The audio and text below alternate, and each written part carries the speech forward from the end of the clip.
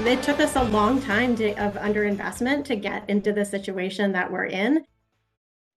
Oregon leaders finally getting a look at just how much the state is trailing when it comes to behavioral health treatments. We're talking about 3,000 beds short. This is KOIN 6 News at 10. I'm Elizabeth Din. I'm Jeff Gianola, and a new report giving insight into the disparities and what it'll take to catch up. Jamie Seymour took a look at that report. She's digging deeper. What about this gap that Oregon is seeing, Jamie? Take a look at this number.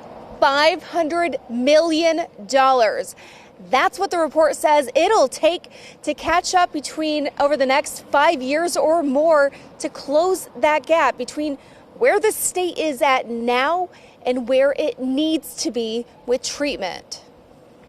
Hundreds of millions of dollars and thousands of beds are just part of the puzzle pieces when it comes to solving Oregon's behavioral health crisis and the massive gap in resources. We know that folks need a higher level of care now than they ever have before. They also need other resources. A study now published through the Oregon Health Authority by Public Consulting Group is highlighting the disparities between where the state is and what it will take to meet the demand. About 3,000 more treatment beds compared to the current 5,000 or so. It'll also take about $500 million over the next 5 years. Behavioral health professionals say it's an issue that's grown, partly due to underfunding as well as drugs like methamphetamine and fentanyl. The population of people with those conditions is not growing, but that folks with those conditions are much sicker than they were before. And we think that is because of a lack of access and because of new, more serious drugs. One of the other hurdles pointed out in the report, the behavioral health workforce shortage in Oregon. So the more things we bring online, if we outpace the number of workers we have, all we're going to do is shuffle